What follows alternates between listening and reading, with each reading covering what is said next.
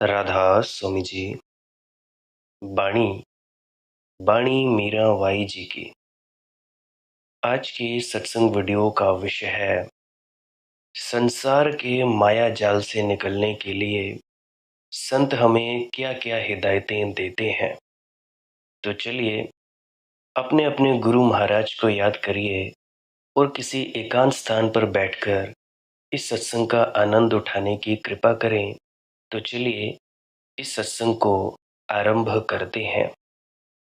गुरु प्यारे सत्कार्योग सत्संगत जी, सत्संग शुरू करने से पहले आप सभी के चरणों में मैं प्रणाम करता हूँ, क्योंकि आप सभी के भीतर वो परमात्मा विद्यमान है।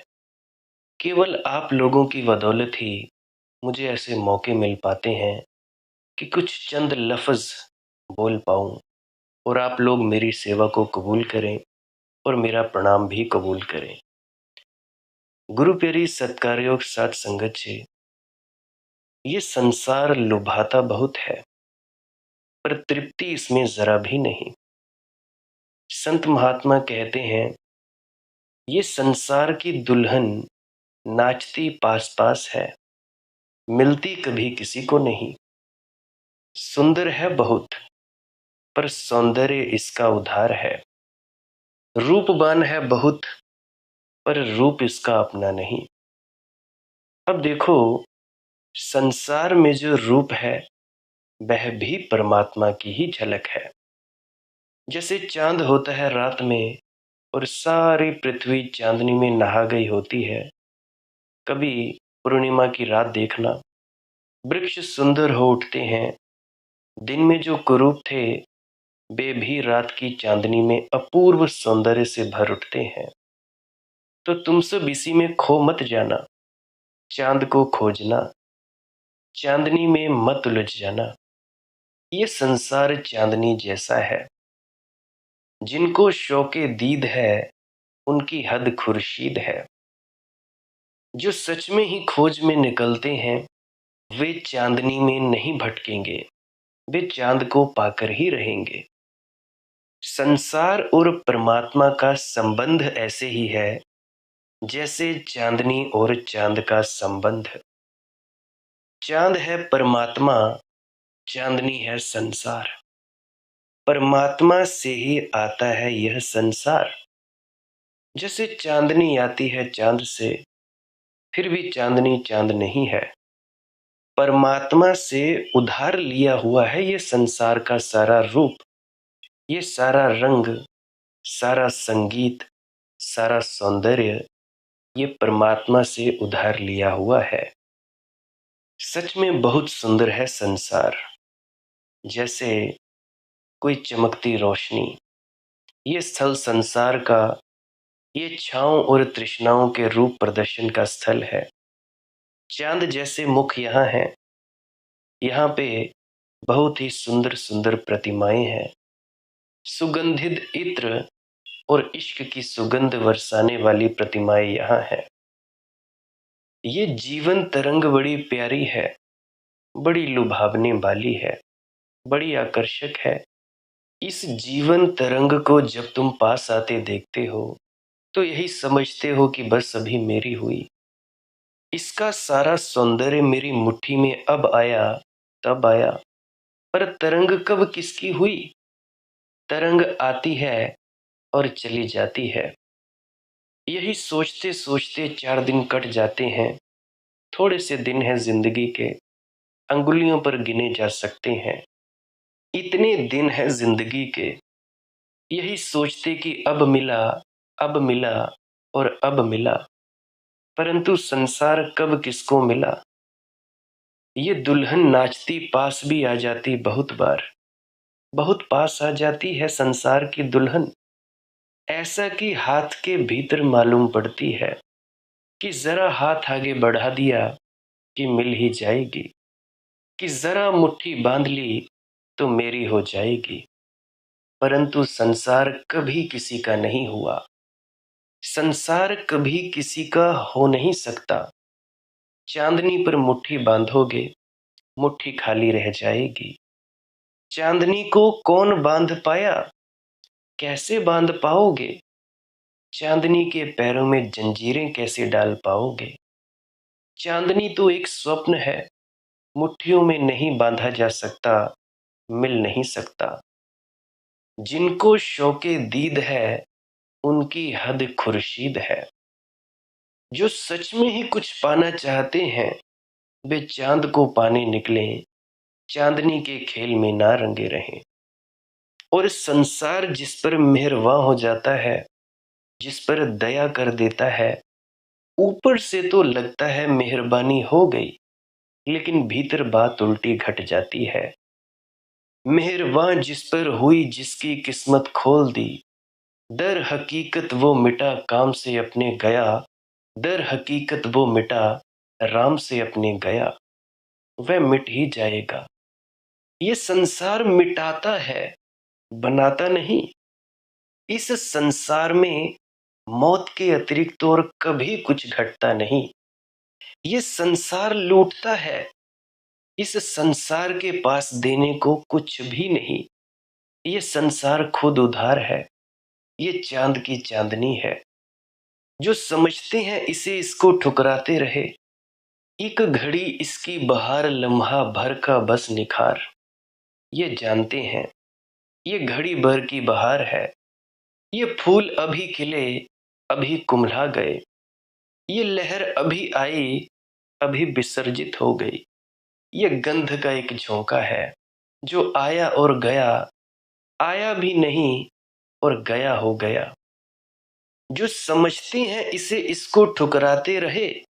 एक घड़ी इसकी बहार, लम्हा भर का बस निखार।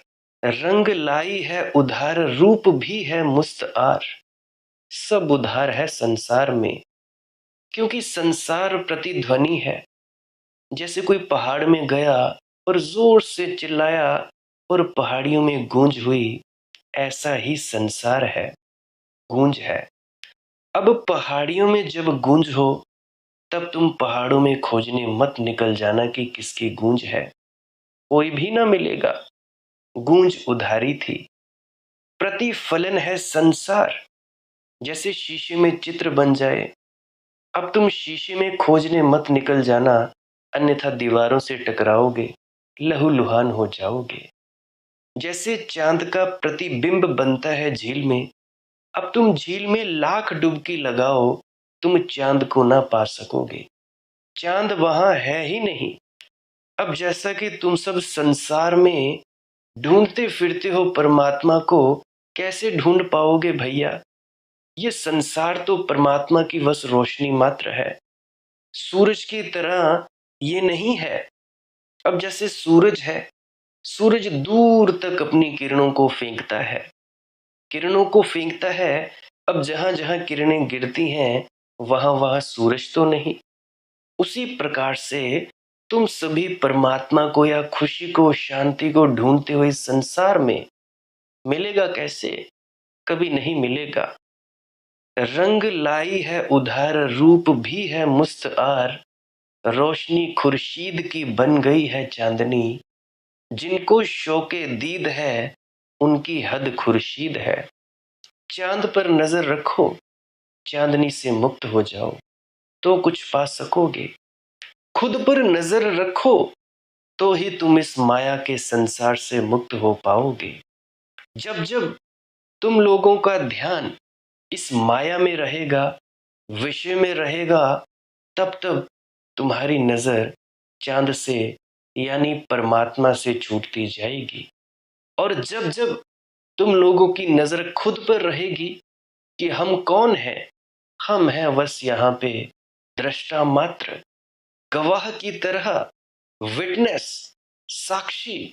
हम कुछ करते धरते नहीं, हम इस शरीर के कर्मों को होते हुए देखते हैं।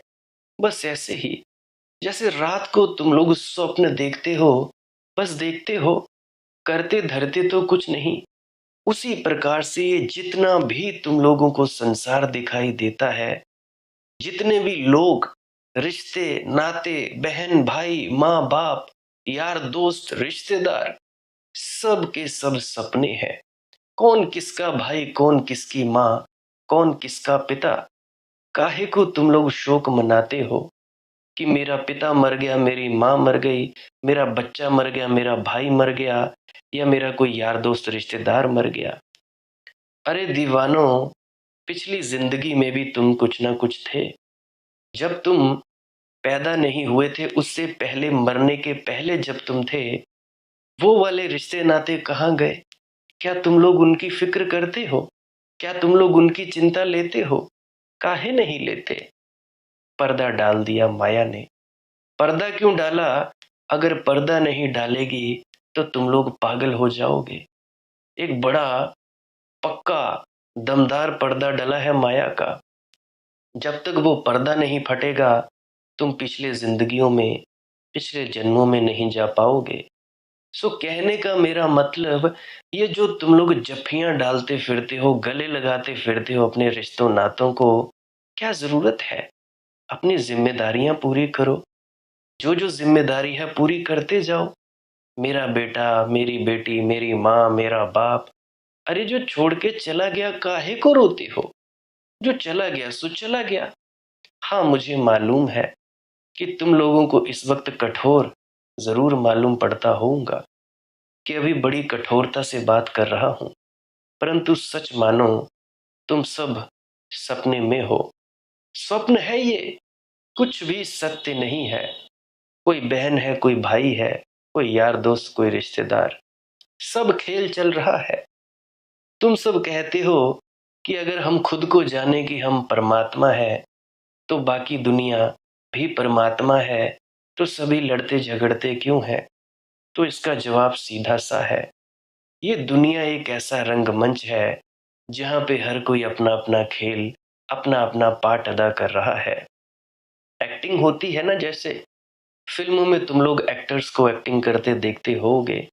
फिल्म अभिनेता और फिल्म अभिनेत्रियों को नाचते गाते, रोते चिल्लाते, हंसते गाते, कोई किसी का दुश्मन होता है तो कोई किसी का दोस्त होता है।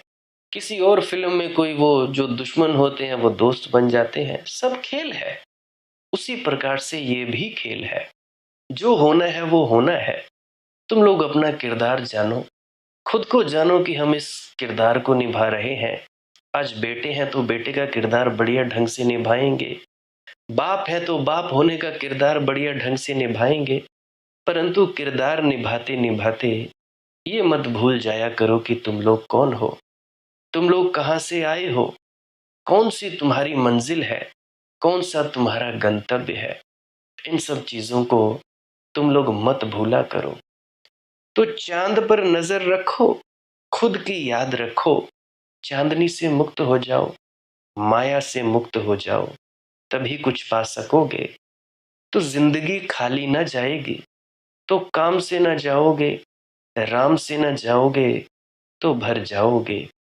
और भर जाओ तो तृप्ति है। जिसने संसार का यह व्यर्थ क्षण भंगुर का प्रलोभन देख लिया, वही व्यक्ति परमात्मा की तलाश में निकलता है। जो संसार से जागने लगा, जिसे ये दिखाई पड़ने लगा कि सब सपना है, वही सत्य की खोज में निकलता है। वही कह सकता है प्रभु से, महाने चाकर राखो जी। मीराबाई जी की वाणी है। महाने चाकर राखो जी, चाकर रहसूं बाग लगासूं। इस संसार में मालिक होकर भी कोई मालिक नहीं हो पाता, और परमात्मा के चरणों में दास होकर भी मालिक हो जाता है। इस संसार में सिकंदर भी कहाँ मालिक हो पाते हैं, और उस संसार में मीरा भी मालिक हो जाती है। और मीरा मांगती नहीं मालकियत, और मालिक हो जाती है। मीरा मांगती तो इतना ही है, महाने चाकर राखो जी, यानी कि मुझे नौकरी पर रख लो, कोई छोटा मोटा काम दे दो, ऐसे ही बुहारी लगाती रहूंगी या पैर दाब दूंगी। कहती है कि तुम्हारे बगीचे में काम कर दूंगी, तुम्हारे पौधों को पानी सींच दूंगी, नित उठ दर्शन पासूं, बस इतना बहुत है। तुम्हारे बगीचे में झाड़ू बुहारी देती रहूंगी, सूखे पत्तों को बीनती रहूंगी, तुम्हारे पौधों को पानी देती रहूंगी, तुम्हारे लिए फूल चुनती रहूंगी, तुम्हारे लिए गजरा बनाती रहूंगी, और मेरे लिए इतना ही सौभाग्य काफी होगा कि नित उठ दर्शन पासूं। बगीचे से तुम्हारी झलक मिलती रहेगी, तुम्हें देखती रहूंगी। बिंद्रा बन की कुंज गली में तेरी लीला गासूं। कहती है मीरा, इतना पर्याप्त है मुझे कि भर आंख तुम्हें देखती रहूं। बस इतना बहुत है, सब मिल गया, इससे ज्यादा नहीं चाहिए भक्त को। भक्त की मांग बड़ी छोटी है, लेकिन भक्त विराट को पा लेता है। अब तुम लोग समझना इस राज को। जितनी बड़ी मांग उतनी छोटी उपलब्धि, जितनी छोटी मांग उतनी बड़ी उपलब्धि। समझना इस राज को। मांगा कि उपलब्धि नहीं, और मांग बिल्कुल ना हो तो सब मिल जाता है। परमात्मा उन्हें मिलता है जिनकी कोई मांग नहीं। अब ये भी कोई मांग है, महाने चाकर राखो जी, कि मुझे नौकर रख लो, कुछ भी काम दे देना, चलो बगीचा से ही चाकर रहसूं बाग लगासूं, नित उठ दर्शन पासूं, बिंद्रा बन की कुंज गलिन में तेरी लीला गासूं। कहती है, तुम्हारा दर्शन होता रहेगा बस काफी है, मेरे गीत जग जाएंगे। तुम्हारा दर्शन होता रहेगा, मेरे पैरों में घूंघर बंध जाएंगे। तुम्हारा दर्शन होता रहेगा, मेरे प्राण रस में डूब जाएंगे। फिर कुछ और करने को नहीं है, गाऊंगी तुम्हारी लीला, यानी तेरी लीला गासूं। फिर कुछ और बचा नहीं पाने को, फिर आनंद मग्न हो नाचूंगी। जिन्हें तेरी खबर नहीं है उनको तेरी खबर पहुंचा दूंगी, जो सोए हैं उन्हें जगा दूंगी। जिनके कान में तेरी भनक भी नहीं पड़ी है उनके कानों में तेरी भनक पहुंचा दूंगी। बांटूंगी तुझे, ख्याल रखना, मांगती कुछ भी नहीं है, मांगती इतना ही है कि चाकरी पर रख लो, चाकरी में दर्शन पाऊं। और फिर कहती है, ऐसा भी मत सोचना कि चाकरी में कोई बड़ी बात तुमसे मांगूंगी, कि नौकरी क्या होगी, वेतन कितना मिलेगा, अजी तनख्वाह 20-25 हजार तो होनी चाहिए। ना ना ना, वेतन इतना ही बहुत है कि तुम्हारा दर्शन मिलेगा, सुमिरन पाऊं खर्ची, और इतना खर्च मिल जाए कि तुम्हारी याद बनी रहे। तुम्हारा दर्शन मेरा वेतन हो गया, तुम्हारी याद बनी रहेगी, तुम बार बार दिखाई पड़ते रहोगे। तो वह मेरा जो मन हरामी है मुझे भटका ना पाएगा। तुम फिर दिखाई पड़ जाओगे, फिर तुम्हारी याद सघन हो जाएगी, फिर तुम मुझे खींच लोगे। चाकरी में दर्शन पाऊं, सुमिरन पाऊं खर्ची। तुम्हारा स्मरण बना रहा तो और क्या चाहिए खर्च के लिए, इतना बहुत है, इतना जीवन के लिए पर्याप्त है। बस मुझे पास बुला लो, मुझे चाकरी दे दो। भाव भक्ति जागिरी पाऊं, तीनों बातां सरसी। और कोई जागीरी नहीं मांगती हूं, इतना ही भक्ति की जागीर मिल जाए, भाव की जागीर मिल जाए। मस्तिष्क से तो तुम्हें पुकारती हूं, हृदय से तो तुम्हें पुकार सकूं। तुम मेरे भाव में उतर जाओ, तुम मेरी सांस सांस में समा जाओ। तुम्हें भूलूं ही ना, जागूं की सोऊं, उठूं की बैठूं, तुम्हारी याद सतत ही बनी रहे। धारा खंडित ना हो, अखंड बनी रहे। भाव भक्ति जागीरी पाऊं, तीनों बातां सरसी। इन 3 बातों से काम चल जाएगा, ज्यादा तुमसे मांगती नहीं। कुछ भी मीरा मांग नहीं रही। सोचना, मांग कुछ भी नहीं रही, क्योंकि दर्शन में ही प्रभु का क्या हो जाता है। मीरा की आंखें भर जाएंगी, प्रभु का क्या जाता है। जब तुम फूल को देखते हो और प्रसन्न हो जाते हो, फूल का क्या जाता है। तुम्हारी आंखें भर जाती हैं, तुम्हारा हृदय आंदोलित हो जाता है। सुमिरन में भी प्रभु को तो कुछ करना नहीं है, मीरा को ही कुछ करना है, याद करनी है, स्मरण करना है। भाव भक्ति जागीरी पाऊं, भाव भक्ति में ही परमात्मा को क्या करना है। तो परमात्मा से कुछ भी नहीं मांग रही है, ये ना मांगना ही कला है। और जो मांग रही है वह अपने हृदय का रूपांतरण मांग रही है। जो मांग रही है वह मन से मुक्ति मांग रही है। जो मांग रही है वह नीचे गिरने के लिए जो सीढ़ी लगी है वह कट जाए, फिर नीचे गिरना ना हो, यह मांग रही है। मोर मुकुट पीतांबर सोहे, गल बैजंती माला। पहली पंक्तियों में और दूसरी पंक्तियों में फर्क ख्याल रखना। मांग पूरी हो गई जैसे पहले पंक्तियों में मांग है, मोर मुकुट पीतांबर सोहे, गल वैजंती माला। मांग पूरी हो गई जैसे जिसने भी चाकर होना चाहा उसकी मांग सदा पूरी हो गई। तुम भी जरा करके देखो, मगर भीतर भीतर ये वासना ना रहे कि ये इरादा चाकरी तो मांग रहे हैं, लेकिन इरादा तो मालकियत का है। भगवान से चूकते रहोगे जब तक तुम उसके मालिक होना चाहोगे। ये बात ही महापाप है। लोग भगवान के भी मालिक होना चाहते हैं। लोग प्रेम में भी मालकियत कायम करते हैं। अब जरा तुम लोग सोचो, प्रेम का मालकियत से क्या संबंध? प्रेम और मालकियत में दुश्मनी है।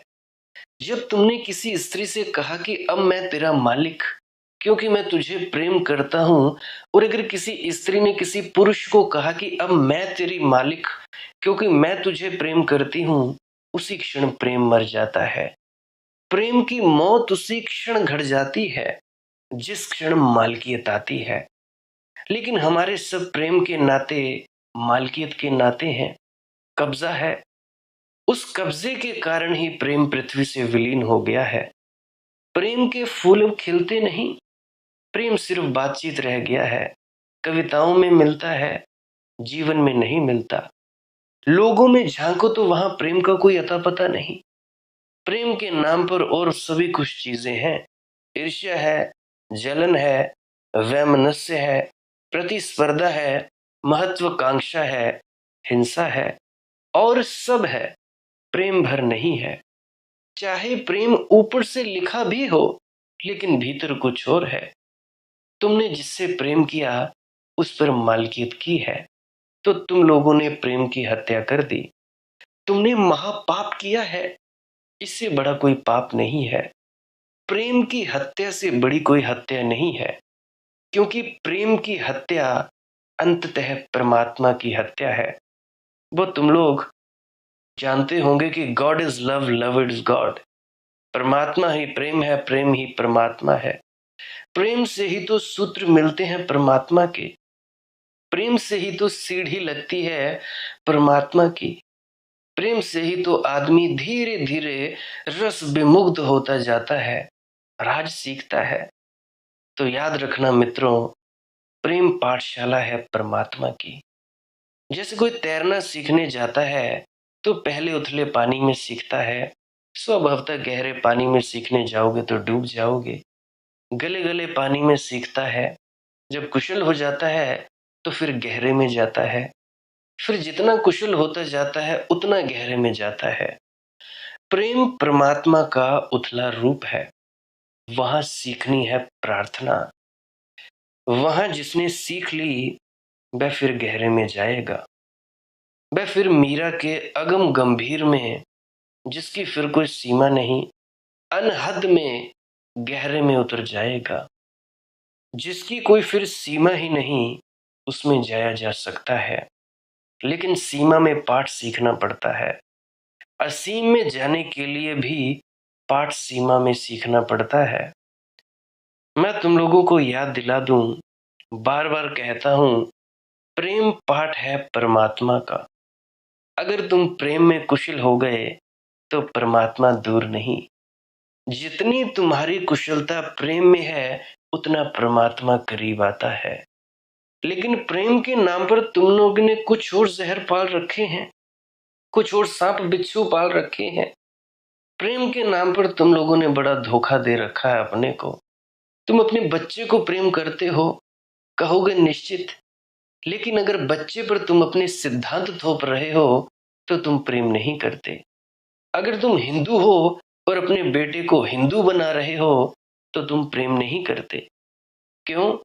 क्योंकि तुम उसे परतंत्र कर रहे हो। तुम उसके पैरों में जंजीरें डाल रहे हो। प्रेम और जंजीरें डालेगा, और तुम्हें कुछ खुद भी पता नहीं है, फिर भी तुम जंजीर डाल रहे हो। जैसे तुम्हारे पिता ने तुम्हारे पैरों में जंजीरें डाल दी थी हिंदू धर्म की, मुसलमान धर्म की, राधा स्वामी होने की, कि जी ब्यास चले जाओ, आगरा चले जाओ, होशियारपुर चले जाओ, कबीर पंथियों के यहाँ चले जाओ, निरंकारियों के यहाँ चले जाओ, ईसाई धर्म की, जैन धर्म की जंजीरें तुम अपने बेटों पर भी जंजीरें डाल रहे हो। ना तुम्हें कुछ मिला, तुम इस बेटे को भी खराब किए जा रहे हो। अजी, बेटे की उम्र हुई नहीं, शादी हुई नहीं, कहने लगते हो जाओ बेटा नामदान ले आओ। अरे भाई, तुम खुद भी तो देखो, क्या तुम लोगों को कुछ मिला?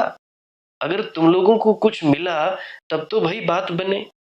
और अगर उस बच्चे की रुचि हो, उस नए विवाहित जोड़े की रुचि हो, तब तो तुम उसको बोलो। ऐसे ही जोर डाल डाल के बोलते हो कि जी ले आओ नामदान। और जब कुछ घटित होता दिखाई नहीं पड़ता, फिर रोते हैं, चिल्लाते हैं। यही जोड़ा यही जोड़ा 20-20 साल नामदान लेने के बाद भी घर में लड़ता झगड़ता है और अपने मौलिक सिद्धांतों का गला घोंटता रहता है। पूरी तरह से नष्ट भ्रष्ट कर देते हैं ये संसार को, समाज को। ये है तुम्हारे आज के हाल। खुद कुछ मिला नहीं, खुद में कुछ बदलाव आया नहीं, और दूसरों को तुम लोग जोर जबरदस्ती करके जी नाम ले लो, नाम ले लो। अरे भाई, बेटे की भी इच्छा का तो कुछ पता करो। क्या वो सच में लेना चाहता है या नहीं? क्या उसकी दिली इच्छा है या नहीं? अगर उसकी दिली इच्छा है, अगर उसने खोज की है, तब तो वो खुद जाए। तब तो वो खुद बोलेगा कि जी मुझे नामदान लेना है। मुझे आज भी याद है, मुझे मेरे माँ बाप कहते रहे कि बेटा नामदान ले ले, नामदान ले ले। मैं पूछता था, भाई तुम लोगों को कुछ हुआ है? क्या फायदा हुआ? तुम लोगों को मैं कुत्तों की तरह एक दूसरे को गालियां निकालते देखता हूँ। अपने घर परिवार में, रिश्तेदारों में, सभी जगह एक ही हाल है। मैं क्यों लूं? मेरी अपनी खोज है, मैं काहे को लूं भाई? तुम लोगों को देखकर अगर इस नामदान से मेरा हाल तुम लोगों जैसा होने वाला, फिर तो मैं ना लूंगा। मैं गालियां निकालता था। सच सच कहता हूं तुम लोगों से, क्योंकि सच बोलना ही मेरा काम है। पूरी तरह से पारदर्शिता, ट्रांसपेरेंसी। अपने पास कोई अंदर का सर्कल और बाहर का सर्कल नहीं है। जैसा मैं अभी नंगा होके बैठा हूं अपने अंडरवियर बनियान में, वैसा ही तुम्हें यहाँ पे मिल जाऊंगा। कभी भी तुम लोग मेरे इधर घर में आ जाना, मैं वैसा का वैसा ही रहूंगा, क्योंकि मुझे कुछ लेना नहीं, मुझे कुछ देना नहीं। जो बात है मैं सच सच कहता हूं। तो मैं इतना कहता था कि भाई मेरी अपनी खोज है। अगर तुम लोगों को देखकर मुझ में कोई बदलाव आएगा तो मैं देखूंगा। फिर धीरे धीरे धीरे धीरे करके मुझे एक किताब मिली, सत्संग संग्रह। उसमें बड़े अच्छे सत्संग थे। मैंने वो पूरी किताब पढ़ी। एक ही भाग पढ़ा मैंने। मेरे जो फुफ्फड़ जी हैं, बड़े फुफ्फड़ जी, वो पाठी हैं। अब भी वो जो शब्द गाते हैं, जो गाते हैं, गाना गाने वाले, और उसके बाद एक व्यक्ति व्याख्यान करता है, तो उनके साथ में बैठते हैं। अलग अलग सत्संग सेंटरों में उनकी सेवा लगती है। तो उनके पास गया एक दिन, 2-3 दिन के लिए, अपनी बुआ जी के पास। बड़ी बुआ जी का घर है मेरे वहाँ पे, त्यारा में, हिमाचल प्रदेश, डिस्ट्रिक्ट ऊना में। तो वहाँ पे मैं चला गया, तो मैं पढ़ने लगा। पढ़ता पढ़ता, क्योंकि मुझे पढ़ने का शौक भी है, क्योंकि बचपन से ही पढ़ाई ही करता रहा मैं, 12वीं तक, कॉलेज के सेकेंड ईयर तक। तो सेकेंड ईयर कॉलेज में मैं उनके घर में गया, तो मैं पढ़ने लगा। वो किताब पढ़ी थी मैंने, ऐसे उठा ली, पढ़ने लगा। तो पढ़ते पढ़ते मेरे अंदर में कुछ हुआ। एक ही मैंने भाग पढ़ा और उसके बाद मेरी यात्रा शुरू हुई। फिर मेरी जो जिस घर में मैं अभी रहता हूँ, ये मेरी छोटी बुआ जी का छोटा घर है। एक बड़ा घर भी है जहाँ पे वो सभी मिलके रहते हैं। तो उनका जो छोटा बेटा है, सबसे छोटा बेटा, अमन है उसका नाम। तो उसने क्या किया, मेरे घर में आया, तो उसने मुझे दादा भवानी जी और दादा मंगाराम जी के सत्संग दिए। कहता, दीपू यार इसको सुन। मैंने बोला भाई ठीक है, इसको सुन लेता हूँ, मुझे क्या दिक्कत है। फिर मैं उनको सुनता गया। सुनते सुनते कुछ बात मेरे पल्ले में पड़ी। फिर मैंने बोला चलो ठीक है, ठीक है, मार्ग ठीक है, शिक्षक ठीक है, पर पढ़ने वाले ठीक नहीं। स्कूल ठीक है, प्रधानाचार्य ठीक है, शिक्षक ठीक हैं, पर जो विद्यार्थी पढ़ते हैं, बच्चे हैं, वो ठीक नहीं। कुछ ठीक है, कुछ नहीं ठीक है। फिर मैं अनुमान लगाता गया। फिर धीरे धीरे मैं महाराज चरण सिंह जी के सत्संग सुनता गया, उनके सत्संग सुनता गया। ब्यास तो बचपन से ही जा रहे थे। फिर थोड़ा होशो हवास से मैं महाराज जी के जो मौजूदा सदगुरु हैं बाबा गुरिंदर सिंह जी ढिल्लों, इनके सत्संग सुनता रहा। धीरे धीरे मुझे समझ आने लगी कि वो कहना क्या चाहते हैं।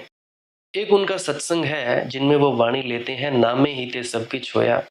उसमें उन्होंने व्याख्यान किया कि नामदान क्या है, सच्चा नाम क्या है। तो उन्होंने बताया कि ये 5 शब्दों का जाप, ये नामदान नहीं है। मैंने बड़े गौर से सुना।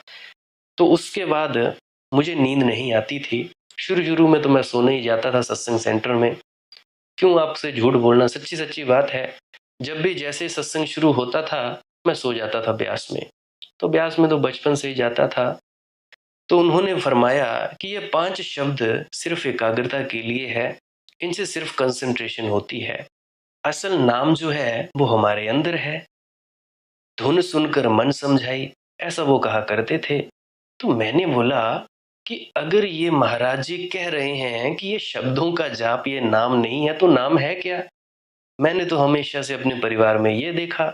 मुझे तो 18-19 साल बीत गए ये देखते देखते कि यार ये 5 शब्दों का जाप करते जाए, नाम मिल गया।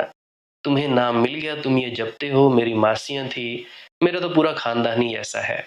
मतलब सभी ने, किसी ने महाराज चरण सिंह जी से नामदान लिया है, किसी ने बाबा गुरिंदर सिंह जी से। तो ऐसे मेरा पूरा परिवार था। तो फिर मेरी खोज और बढ़ती गई। मैंने बोला यार ये फिर धुन क्या है? ये जिसको कह रहे हैं स्वामी जी महाराज जी की वाणी का हवाला देकर, ये धुन क्या है? फिर धीरे धीरे मैं और आगे सत्संग सुनता गया। धीरे धीरे मेरी खोज चलती गई कि है क्या चीज ये धुन। अगर ये नाम नहीं है तो नाम है क्या? फिर धीरे धीरे मुझे ये पता लगा कि भाई ये जो शब्द धुन है ये भी नाम नहीं है। मैं और ज्यादा कंफ्यूज। फिर मेरे मामा जी के जहाँ पे गांव है, वहाँ पे, जो मेरा गांव है वहाँ पे, और जो मेरी माँ के भाई लगते हैं, तो मेरे मामा जी के गांव का ही एक लड़का, मेरे सगे मामा जी नहीं, दूसरे मामा जी, जैसे मुंह बोले मामा जी कहते हैं, उनके गांव का लड़का अमन, उसका नाम भी अमन। वो मेरी उम्र से काफी छोटा था। वो उस वक्त 11वीं में पढ़ा करता था। वो मुझे कहने लगा, यार दीपू तूने ओशो के बारे में सुना है? मैंने बोला यार मुझे क्या पता ओशो कौन है क्या है। तो कहता यार उसको सुनना जरूर। मैंने कहा चलो ठीक है। फिर मैंने उनको सुनना शुरू कर दिया, आचार्य रजनीश को। पर जब मैंने उनको सुना मैं और ज्यादा कंफ्यूज। एक तो पहली गुत्थी सुलझी नहीं, और दूसरी एक गुत्थी साक्षी क्या होती है, एक और भाई उन्होंने उलझन डाल दी मेरे सर में कि ये साक्षी है। फिर मैं सुनता गया, उनको भी सुनता गया, ब्यास भी जाता गया, पर मेरी खोज जारी रही, तृप्ति ना हुई। फिर एक दिन मुझे ये जो ताराचंद जी महाराज हैं उनके सत्संग मिल गए यूट्यूब पे। मैं उनको सुनने लगा कि चलो देखें, ये राधा स्वामी मत के हैं, और उनके बारे में कहा जाता है कि वो बाल ब्रह्मचारी हैं, हरियाणा से थे। तो उनके सत्संग सुनने लगा। भाषा तो उनकी थोड़ी हरियाणवी टाइप की थी, पर मुझे ज़्यादा समझ तो नहीं आती थी, पर फिर भी मैं समझने की कोशिश करता था कि ये है क्या। फिर उनके गुरु के बारे में पता लगा कि बाबा फकीर चंद इनके गुरु थे, वो भी राधा स्वामी मत से जुड़े थे। कि वो कौन थे, क्या थे। फिर मैंने उनके बारे में सर्च करनी शुरू की, गूगल किया। गूगल करता रहा, फिर मुझे यूट्यूब पे उनके सत्संग मिले। तो मैंने जाना कि वो होशियारपुर से थे। तो मैं होशियारपुर चला गया, क्योंकि होशियारपुर में, जलंधर में मेरा आना जाना लगा रहता था, क्योंकि ब्यास जाया करता था। हिमाचल में हूँ, डिस्ट्रिक्ट उन्ना। यहाँ से होशियारपुर है 35-40 किलोमीटर। तो बाकी होशियारपुर से बस लेते थे तो हम पहुंच जाया करते थे। तो मैं पहुंच गया होशियारपुर मानवता मंदिर, ये जानने कि भाई ये राधा स्वामी मत क्या है। क्योंकि उन्होंने अपने सत्संगों में कहा था कि मैं और बाबा सावन सिंह जी इकट्ठे मित्र थे, एक ही हम उम्र थे। तो उन्होंने अपना काम अलग अलग शुरू किया था। तो बाबा फकीर चंद जी के भी बहुत से शिष्य थे।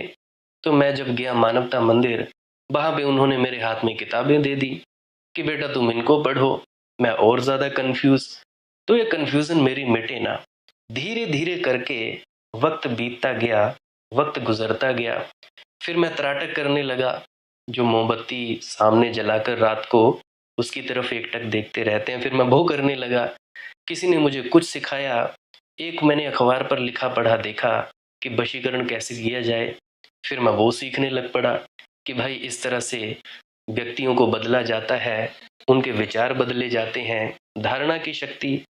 तो त्राटक तो मैं पहले करता ही था, तो उसमें उन्होंने बताया था, अखबार पे लिखा था, तो मैंने और गहरी रिसर्च करनी शुरू कर दी कि ये क्या होता है क्या नहीं होता। गूगल पे मैं पढ़ता गया, मुझे और पीडीएफ की किताबें मिलती गई। फिर चंद्रमा को देखकर त्राटक किया, फिर सूरज को देखकर त्राटक किया।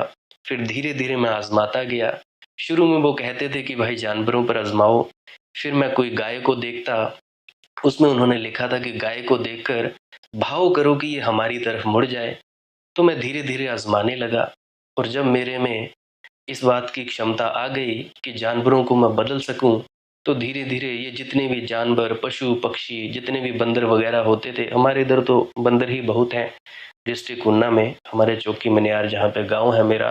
तो मैं चिड़ियों को तोतों को बंदरों इत्यादि को सभी को मतलब उनके विचार बदलने लगा। मुझे किसी से डर नहीं लगता था। कोई कहता था कि मुझे अंधेरे में मत जाओ, मैं अंधेरे में जाता था। उससे पहले मैं 11वीं में डरता था, अंधेरे में जाने में डरता था। और एक दिन तो ऐसा मुझे डर लगा कि मैं अपनी माँ के साथ सो रहा था। 11वीं का बच्चा अपनी माँ के साथ सो रहा है, कितनी हंसी का पात्र है। खैर छोड़ो। तो मैं धीरे धीरे उसके बाद फिर मैं इंसानों पर लागू करने लगा। फिर मैं अपने लिए फायदा करने लगा। परंतु इतना मुझ में जरूर था कि अगर कोई 400 रुपया लेता था तो मैं 200 ही लेता था। सामने वाला व्यक्ति सोचता था कि इसको मैं अपने हिसाब से पैसे दे रहा हूं, परंतु उस व्यक्ति को यह पता नहीं होता था कि ये मैं ही उससे इतने पैसे दिलवा रहा हूं। विंडोज इंस्टॉल करता था, फिर कंप्यूटर किसी के घर में खराब हो जाए तो वहां पे जाया करता था। बड़ूही से हैं पम्मू भाई, तो उनके साथ काम किया करता था। उनके साथ तो वैसे 11वीं से ही काम किया करता था। पर कॉलेज टाइम में मुझे और ज़्यादा मौका मिला। कॉलेज में फ्री टाइम में, फ्री क्या, लेक्चर मुझे पसंद नहीं थे। आईटी सेक्शन में एडमिशन लेना चाहता था, हुई नहीं तो केमिस्ट्री में ले दी। केमिस्ट्री मुझे ज़्यादा पसंद नहीं थी। तो मैं अपना लैपटॉप लेके वहाँ पे कॉलेज साइड में बैठा रहता था। अम्ब कॉलेज में पढ़ा हूँ यहाँ हिमाचल में। तो वहाँ पे मैं बैठा रहता। कई बार तो कई पंगे हुए दंगे हुए अलग अलग ढंग से। तो मैं वहाँ पे अपना ही काम धंधा करता रहा। कोई जो 400 में चीज़ बेचता था मैं 200 में बेचता था। सारी मार्केट चिंतपूर्णी तक या दौलतपुर और गगरेट, इन तीनों जितने भी एरिया थे, इन सभी में मेरा अपना सामान बिकता था। मेरे सॉफ्टवेयर बिकते थे, मेरी मूवीज बिकती थी। तो ऐसा मैं काम किया करता था। तो उन लोगों को ये पता नहीं होता था कि भाई जो वो कर रहे हैं वो अपनी मर्जी से नहीं कर रहे हैं। तो मैंने इंसानों पर भी बड़ी ज़्यादा ये चीज़ें आजमाई। फिर उसके बाद मैं और आगे बढ़ता चला गया। फिर ये जो सूक्ष्म आत्माएं हैं, जिनको जो अशरीरी हैं, ये मुझसे बातें करने लगी। बातें करने लगी, मुझे बताने लगी कि भाई इस तरह से तू कर, ऐसा कर, वैसा कर। तो मैं अलग अलग ढंगों से अलग अलग तरीकों से हर कुछ तरीके करता गया। और जब मैं ये सब चीज़ें आजमा रहा था, तो मैं 3 साल तक ब्यास नहीं गया। पहले हम हर साल जाया करते थे, मार्च महीने की छुट्टियों में माता पिता ले जाया करते थे। फिर उसके बाद मैं 3 साल नहीं गया। और जब मैं 3 साल नहीं गया, तो एक दिन मैं ऐसे ही मेरे अंदर से आवाज़ आई कि चल यार तू ब्यास चल। तो मैं ब्यास चला गया। तो जब मैं वहाँ पे गया, तो मैंने उस वक्त सत्संग सुना। तो मेरी आंखों से आंसू निकल रहे थे कि भाई ये क्या, कहाँ तू उलझा पड़ा है, तू कौन है, क्या है। तो उस वक्त भी मेरे दिमाग में सब कुछ चल रहा, इतनी तेजी से। सामने बाबा जी महाराज सत्संग फरमा रहे और मेरे दिमाग में बहुत तेजी से चीजें चल रही कि ये चीज ऐसी होती है, ये वैसी होती है। मेरी बड़ी बुआ जी का लड़का जो जिसका नाम लवली है, ललित है, जलंधर में ही रहता है अभी वो। तो उसके साथ में मैं जाया करता था। शनिवार के दिन वो नहीं जाता था, एतवार के दिन मेरे साथ जाया करता था। एक ही छुट्टी होती थी उसको, शनिवार के दिन मैं अकेला जाया करता था। तो कॉलेज टाइम में बीएससी सेकंड ईयर में मैं वहाँ पे जाया करता था ब्यास में। तो जाता गया। तो इस तरह से मेरी खोज चलती रही। और जब तक मुझे खुद को तसल्ली नहीं हुई, मैंने नामदान लिया ही नहीं। फिर उसके बाद फिर यूट्यूब पर कोरोना आ गया जी। यूट्यूब पर मुझे मिल गए विजय शर्मा जी, जिनकी अभी मैं आप लोगों को श्वास क्रिया बताता हूँ। ये नामदान से पहले की बात बता रहा हूँ। श्वास क्रिया बताई उन्होंने। मैंने उनको कॉल किया, उन्होंने नंबर दिया था। कहते कि भाई किसी को कोई प्रश्न हो तो पूछ सकते हैं। तो मैंने कॉल किया उनको। तो जब उन्होंने कॉल उठाई तो वे कहने लगे कि भाई जल्दी बोलो, 5 मिनट है तुम्हारे पास। मैंने बोला बाबा जी बात तो लंबी है, पर फिर भी मैं 2 मिनट में बात खत्म करने की कोशिश करता हूँ। तो मैंने कहा बाबा जी इतना बताओ, तुम कैसे अपने भीतर गए, कैसे तुमने उस मालिक को पाया, कैसे तुम उस परम पिता परमेश्वर से मिले, मुझे बस इतना बता दो। मुझे और कुछ नहीं जानना, कुछ पता नहीं करना, क्योंकि बाकी सब चीजें तो मैंने करके देख ली। बस यही चीज बाकी है। और जितने भी मैंने लोगों को सुना, जितने भी मैंने सत्संग सुने, उससे मैंने इतना ही पाया कि ये नाम क्या है, धुन क्या है, मुझे इन सब चीज़ों के बारे में कुछ पता तो नहीं चला। फिर भी आप ज़रूर बताएं। तो उनकी वीडियोस में सुनता गया तो अनहद नाद के बारे में पता लगा। तो उसके बाद धीरे धीरे श्वास क्रिया करता गया। तो श्वास क्रिया करने के बाद जो हुआ, उसकी बदौलत आज आप लोगों के सामने सत्संग फरमा रहा हूँ। और उसके बाद जब मैं सत्संग फरमाने लगा, तो मैं कोरोना के वक्त ही फरमाने लगा था। आज से कोई 3-4 साल पहले हुए। तो उसके बाद मेरे दिमाग में यही रहता था कि भाई अभी कुछ ना कुछ चीज़ छूट गई है। तो मैं सोचता था कि भाई क्या चीज़ छूट गई है। फिर मैं चला गया जी ब्यास। वहाँ पे मैंने नामदान लिया। नामदान लेने के बाद मुझे पता लगा अरे यार बात तो वही है, ये तो कुछ डिफरेंट नहीं है। तो हल्का सा, जिसको बोलते हैं ना पारदर्शी सा पर्दा, बस वही पर्दा था। तो उसके बाद वो पर्दा भी फट गया। उसके बाद अभी आप लोगों के सामने हूँ, जो भी हूँ। तो इसीलिए तुम सब अगर अपने बच्चों को पूरी तरह से धार्मिक बनाना चाहते हैं तो उन पर थोपो मत, उन पर कुछ भी मत थोपो, उनको अपना फैसला लेने दो। अब जैसे मैंने किसी की सुनी नहीं। अभी ये जो मेरी बुआ जी का सबसे छोटा लड़का है, छोटी बुआ जी का, ये अभी खोज कर रहा है। इसको कई बोलते हैं तू नामदान ले ले, तू ये ले ले। अब मेरी उम्र 26 है, ये शायद 7-8 साल मेरे से बड़ा होगा, शायद 32-33 इसकी उम्र होगी। तो इसको कई सालों से बोलते हैं। और इसी ने मुझे दादा मंगाराम जी के और दादा भवानी जी के सत्संग भेजे थे। और उस वक्त तो यूट्यूब भी नहीं था इतना। इसने मुझे ऑडियो सत्संग भेजे थे, पहले कैसेट्स में आते थे और पेन ड्राइव में आते थे, तो उसने मुझे दिए। और ब्लूटूथ के माध्यम से उस वक्त मुझे और भी इसने सत्संग दिए। मेरे पास नोकिया C1 फोन हुआ करता था, तो उस पर मैं सुना करता था। तो धीरे धीरे आगे बढ़ता गया। तो आज इसने नामदान नहीं लिया है, तो आज जब भी हमारी बातचीत होती है बड़ी अच्छी होती है। खैर, तो मैं ये कहना चाहता हूँ कि भाई खोज बच्चे की अपनी हो, तभी नामदान लेने का फायदा है। अगर खोज ही बच्चे की अपनी नहीं, तो तुम लोग क्या करोगे? तुम्हारा बच्चा रोएगा, चिल्लाएगा। अभी तुम सब जितने भी मुझे सुन रहे हो, क्या तुम लोग 30-30, 40-40 साल से नामदान लिए हुए सज्जन नहीं हो? क्या तुम लोग तृप्त हो गए हो? तुम लोग खुद से पूछो एक सवाल, क्या तुम लोगों को वो हासिल हो गया जिस चीज को हासिल करने के लिए तुम लोगों ने नामदान लिया था या गुरु दीक्षा ली थी? बिल्कुल नहीं। अब कुछ जो है मुझे सुन रहे हैं, देखा देखी में नामदान ले लिया। अजी फलाने की स्त्री ने ले लिया, उसके बेटे ने ले लिया, चलो मैं भी ले लेता हूँ।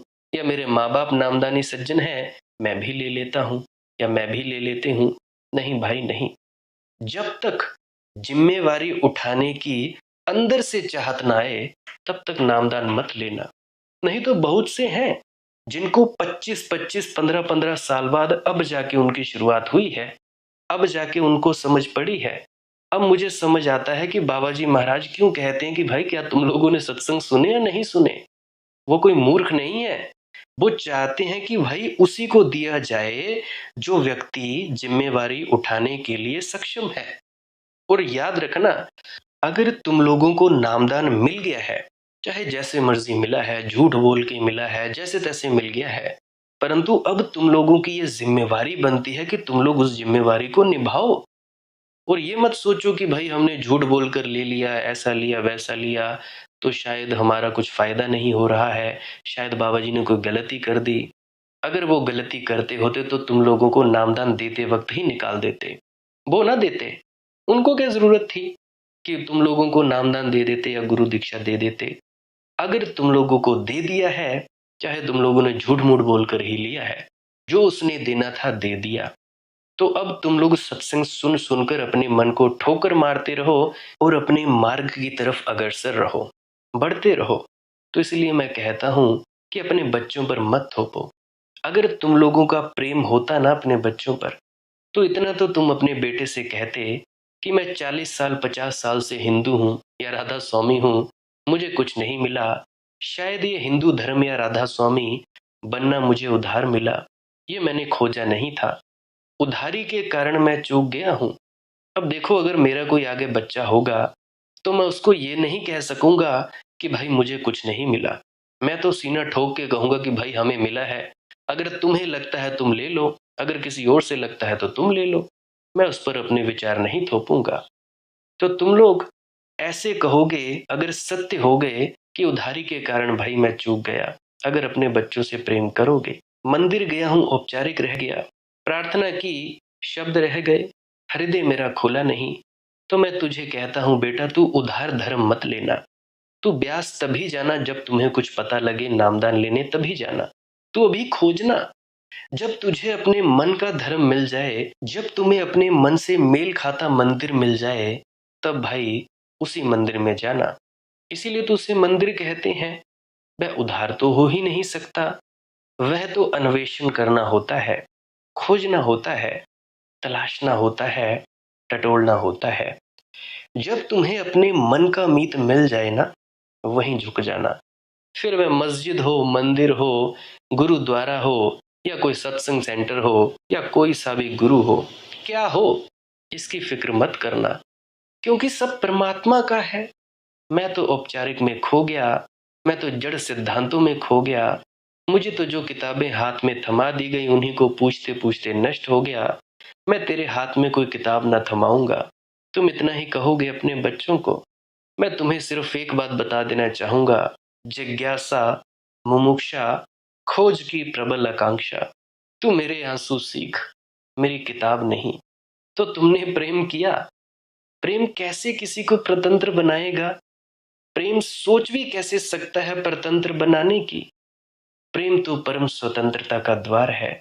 लेकिन जिसको हम प्रेम कहते हैं वह परतंत्र बनाता है। तुम अपने बेटे को प्रेम करते हो तो तुम उसे वह सब जहर सिखा रहे हो जिससे तुम मरे, तुम सड़े, तुम गले। तुम उसे वही धन की दौड़ सिखा रहे हो जो तुम्हें ले डूबी। ये कैसा प्रेम?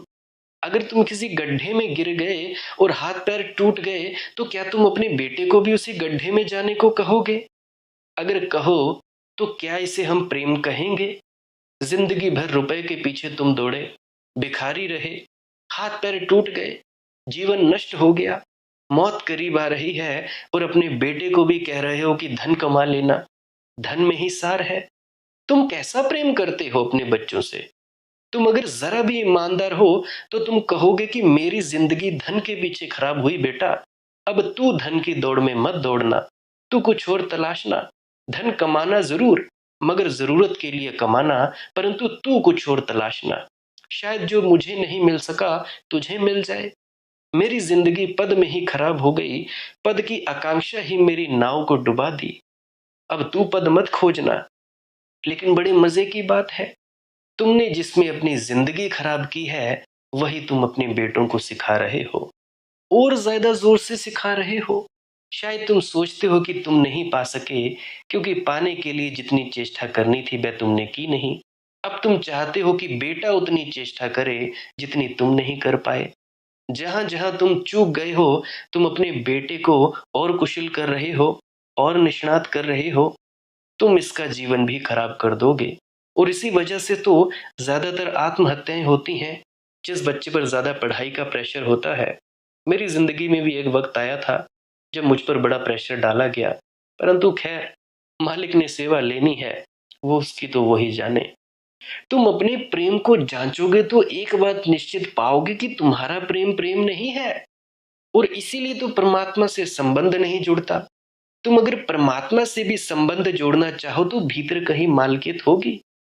मैंने कहानी सुनी है, कहां तक सच है ये तो पता नहीं, सच होनी चाहिए। कहते हैं तुलसीदास को कृष्ण के मंदिर में ले जाया गया। नाभादास ने कहानी लिखी। वे गए लेकिन कृष्ण के सामने झुके नहीं। जो उन्हें मंदिर में ले गया था उसने कहा कि आप प्रणाम नहीं कर रहे हैं। तुलसीदास ने कहा कि मैं तो सिर्फ धनुधारी राम के सामने झुकता हूं। और कहानी कहती है कि तुलसीदास ने कहा, अगर चाहते हो कि मैं तुम्हारे सामने झुकूं तो हाथ में धनुष बाण लो। कहानी किन्हीं नासमझों ने लिखी होगी, और अगर हुई है तो तुलसीदास भी बड़े नासमझ थे। ये भी कोई राम से दोस्ती हुई कि कृष्ण में राम को न देख सके? ये भी कोई धार्मिकता हुई? राम भी हिंदू हैं, कृष्ण भी हिंदू, और तुलसीदास कृष्ण में भी राम को न देख सके? तो मस्जिद में क्या खाक देखोगे? गुरुद्वारा में क्या करते? प्रवेश ही न करते भीतर। गिरजे में क्या करते? दूर से ही निकल जाते कि भैया छाया न पड़ जाए हम पर, नहीं तो मुझे 2 बार स्नान करना पड़ेगा। और कृष्ण से कहते हैं कि तब झुकूंगा मैं जब तुम हाथ में धनुष बाण लो। ये तो परमात्मा को भी आज्ञा देना हो गया। इसमें और मीरा में फर्क देखते हो? महाने चाकर राखो जी, ये तो बड़ा भेद हो गया। तुलसीदास तो बड़े अकड़े मालूम पड़ते हैं, जैसे परमात्मा को गर्ज हो इनके झुकने की, कि ये ना झुके तो परमात्मा को कुछ अड़चन पड़ जाएगी। जैसे इनके झुकने में बड़ा राज है, जैसे इनके झुकने के लिए परमात्मा जन्मों जन्मों से प्रतीक्षा कर रहा है। इनकी शर्त पूरी होनी चाहिए कि धनुष बाण हाथ लो, मैं जैसा चाहूं वैसे तुम होने चाहिए, तो झुकूंगा। ये झुकना परमात्मा की तरफ नहीं, ये तो अपने मैं की ही तरफ है। इसका अर्थ समझना, ये तो अहंकार है। तो ये कहना हुआ कि मैं झुकूंगा तो अपनी धारणा के प्रति झुकूंगा। मेरी धारणा है कि भगवान होते तो धनुष बाण लिए होते। मुझे आचार्य रजनीश जी की एक बात याद आती है। वे एक कहानी सुनाया करते थे कि मैं एक यात्रा में था और एक जैन महिला मेरे साथ थी। उनका नियम था कि जब तक वह जाकर जैन मंदिर में प्रणाम न कर लें, भोजन न करें, एक गांव में जैन मंदिर नहीं था, तो उनके दिन भर भोजन ना किया उन्होंने। और वो बड़े बेचैन हुए कि भाई ये तो बड़ी मुश्किल की बात हो गई। ओशो जी बेचैन हुए। संयोग की बात, दूसरे गांव में पहुंचे तो उन्होंने पूछा कि क्या यहाँ जैन मंदिर है? पहली बात ही ये पूछी, तो उन्होंने कहा जी हाँ जैन मंदिर है। तो वे कहने लगे कहानी में कि भाई मैं तो बहुत खुश हुआ। मैंने उस महिला को कहा कि चलो अच्छा हुआ, एक दिन का उपवास हुआ, ठीक, मगर यहाँ मंदिर है, तू जाकर नमस्कार करा और जल्दी से भोजन कर। तो वह गई, वापिस आकर बोली कि नहीं, भोजन नहीं होगा। वह तो श्वेतांबर जैन मंदिर है जी। वह दिगंबर थी। और जब मैंने ये बात सुनी, मैं तो बहुत हंसा। अब तुम लोग सोचो, क्या इस मूर्खता को धर्म कहते हो? वही महावीर, चलो कृष्ण और राम में तो थोड़ा फर्क भी होगा, मगर वही महावीर श्वेतांबर मंदिर में बैठे हैं, वही महावीर दिगंबर मंदिर में बैठे हैं। लेकिन नहीं, दिगंबर तो दिगंबर मंदिर में झुकेगा। ये अपने ही अहंकार की पूजा है, इसमें परमात्मा का कुछ लेना देना नहीं है। तुलसीदास जी कहते हैं, धनुष बाण हाथ लो तो मेरा माथा नवेगा। और जिसने कहानी लिखी है वह भी मूड ही रहा होगा। कहानी यहां तक बढ़ी कि फिर कृष्ण को धनुष बाण हाथ लेना पड़ा। धनुष बाण हाथ में लिया कृष्ण ने, तब तुलसीदास झुके, जैसे परमात्मा आतुर है तुम्हारे झुकने के लिए। ये कुछ धारणा मौलिक रूप से भ्रांत है, मगर यही धारणा प्रचलित रही है। लोग परमात्मा के भी मालिक हो जाना चाहते हैं। शायद परमात्मा तुमसे इसलिए बचता फिरता है, नहीं तो तुम उसकी गर्दन दबा दोगे। वह अदृश्य इसलिए है और किसी कारण से नहीं। अभी तुम लोग देखते नहीं कि जितने भी तुम लोग खुद को राधा स्वामी कहते हो, कितने तुम लोगों ने ढोंग पखंड फैला रखे हैं कि भाई उसके घर नहीं जाना, इसके घर नहीं जाना। और फिर तुम्हारे ही ढोंग पखंड को तोड़ने के लिए बाबा जी महाराज को राम मंदिर में भी जाना पड़ा, और वे दरगाह में भी गए, गुरुद्वारों में तो वे जाते ही हैं। काहे के लिए? क्या जरूरत पड़ी उनको? ताकि तुम लोगों में भेदभाव मिटे। परंतु नहीं, ये तो गैर सत्संगी है, इसके घर में हमने पानी नहीं पीना, ये नामदानी नहीं है, ये ऐसे हैं, ये वैसे हैं। अरे मूर्खो, अगर कोई प्रेम से कुछ देना तो उसको ले लेना चाहिए। हाँ, शराब और मांस नहीं होना चाहिए। उसके अलावा जो भी दे तो भाई प्रेम से खाना चाहिए। अगर कोई प्रेम से तुम्हें कोई बुला रहा है तो जाओ जरूर। ऐसे ही क्या तुम लोग करते हो? तुम लोग क्या ज्यादा श्रेष्ठ हो गए हो? बिल्कुल गलत। ये बिल्कुल मूर्खतापूर्ण बातें हैं। यहूदियों के शास्त्र में एक और कथा है। तालमुद में कथा है कि शुरू शुरू में जब भगवान ने दुनिया बनाई तो वह यहीं रहता था। जमीन पर ही रहता था, बीच बाजार में रहता था, उसकी ही दुनिया थी, बनाई ही इसीलिए थी कि इसमें रहे। मगर लोग उसे बहुत परेशान करने लगे, ना दिन देखे ना रात, घुसे चले आ रहे हैं कि ऐसा होना चाहिए, और मांगे उनकी ऐसी कि पूरी ना हो सके, क्योंकि किसी ने खेत में बुआई कर दी, वह कहता पानी कल गिरना ही चाहिए, और कोई कहता है कल पानी गिरे ना, ख्याल रखना, मैंने अभी बुआई नहीं की। किसी ने मिट्टी के बर्तन बनाए हैं, किसी कुम्हार ने, वह कहता है पानी अभी महीने भर नहीं गिरना चाहिए, मेरे सब बर्तन खराब हो जाएंगे। और किसी के बीज मरे जा रहे हैं, कोई कहता है पानी अभी चाहिए, कोई कहता है कल धूप रहे, मैं यात्रा पर जा रहा हूं, जरा ख्याल रखना। कोई कहता है कल धूप तो होनी ही नहीं चाहिए, क्योंकि मेरे घर बड़े मेहमान इकट्ठे हो रहे हैं, छोटा घर है, घर के बाहर ही उन्हें बिठाना पड़ेगा, भोजन के लिए कल तो धूप हो ही ना। तो क्या हुआ, दिन रात लोगों की भीड़ जमी रहे, और जब उनकी मांगे पूरी ना हो तो वे फिर झंझट करने लगे, हड़ताल करने लगे। तालमुद में यह बात कही गई है कि लोग पत्थर फेंकने लगे उसकी खिड़कियों पर, लोग दंगा फसाद करने लगे, लोग गुंडागिरी पर उतर गए। फिर परमात्मा को सलाहकारों ने कहा उसके कि यहां से हट जाना ही उचित है परमात्मा, यहां जीना संभव नहीं होगा। तब से परमात्मा अदृश्य हो गया। यह कथा मुझे बड़ी प्रीतिकर लगती है, अर्थपूर्ण लगती है। तुम जरा सोचो, अगर तुम्हें परमात्मा मिल जाए तो तुम उसके साथ सदव्यवहार कर पाओगे? सदव्यवहार असंभव। तुम एकदम झपट कर गर्दन पकड़ लोगे कि कहाँ रहे भैया इतने दिन, और मेरे लड़के की एक टांग बड़ी और एक छोटी, और बेईमान मजा कर रहे हैं और मैं ईमानदार दुख पा रहा हूं।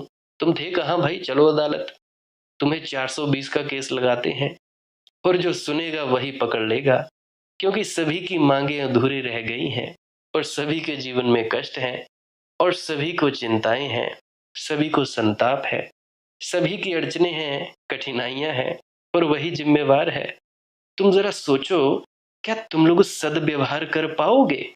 भला है कि अदृश्य है, तो तुम कभी कभी मंदिर में जाकर पूजा कराते हो, जीवंत तुम्हें मिल जाए तो तुम दूसरे अर्थों में पूजा कर दोगे, मारपीट करोगे, कपड़े कपड़े फाड़ दोगे परमात्मा के।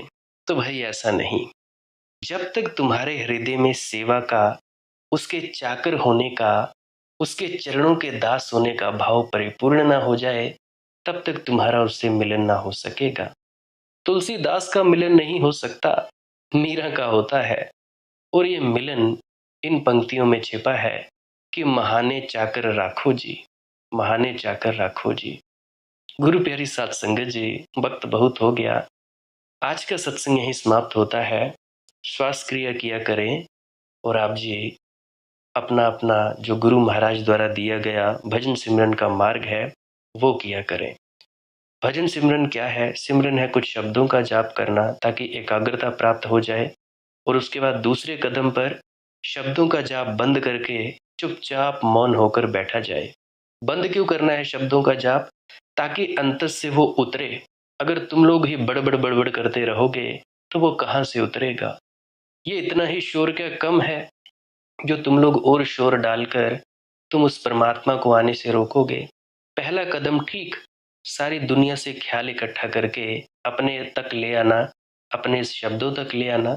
दूसरे स्टेप में शब्दों का जाप बंद, और बस चुपचाप शांत होकर मौन होकर बैठे रहो।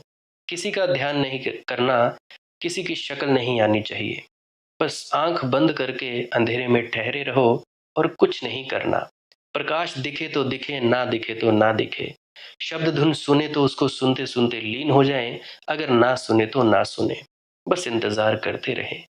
धीरे धीरे आप लोग भीतर उतरते जाओगे।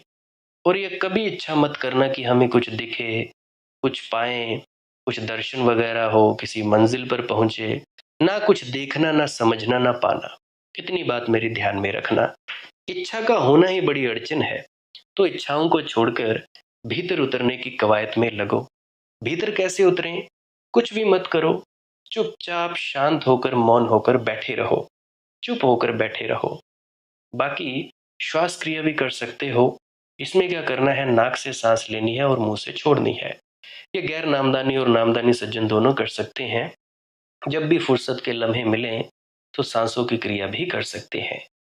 लंबे लंबे श्वास लेने हैं। उदाहरण देता हूं, नाक से सांस लेनी है, इस तरह से आप सांस क्रिया कर सकते हो। 15-20 मिनट, 30 मिनट, जितनी मर्जी आपकी मौज है करिए, आपकी अपनी अपनी इच्छा है। उसके बाद चुपचाप शांत होकर बैठे रहना है। सर घूमे तो घूमता रहे, शरीर कांपे तो कंपता रहे, चिंता कोई नहीं, बस ऐसे ही बैठे रहना है। प्रेग्नेंट लेडीज इसको बिल्कुल ना करें, और जो दिल की बीमारी है, गोलियां वगैरह खाते हैं, वो भी ना करें।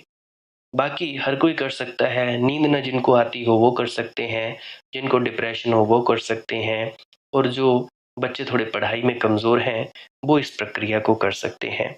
अगर इस प्रक्रिया को ध्यान के साथ जोड़ा जाए तो आध्यात्म में मदद मिलेगी, नहीं तो शारीरिक और मानसिक मदद मिल सकती है।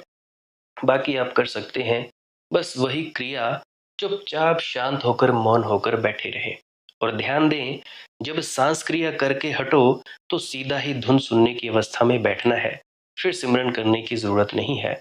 अगर सिमरन कर रहे हो फिर उसके बाद शब्द धुन सुनने के लिए बैठो। अगर सांस क्रिया कर रहे हो फिर उसके बाद सीधा शब्द धुन सुनने के लिए बैठो। आप लोगों को जो ठीक लगे वो कर सकते हैं। दोनों रास्ते मैंने बताने थे बता दिए, बाकी आपकी मौज, आप जानो, आपका काम जाने। फिर भी कोई प्रश्न हो तो कमेंट सेक्शन में पूछें, या इंस्टाग्राम, टेलीग्राम, फेसबुक, वहाँ पे सर्च करें माले की मौज सत्संग, वहाँ पे भी आप पूछ सकते हैं। उससे पहले विनम्र प्रार्थना, पुरानी सत्संग वीडियोस यार अवश्य सुना करो, और एक बार ना कोई चीज़ पता लगे बार बार सुना करो। चलो अच्छा है, समझ नहीं भी आया कोई बात नहीं, बार बार सुनो, ताकि तुम लोग ध्यानस्थ हो जाओ, ध्यान में उतर जाओ।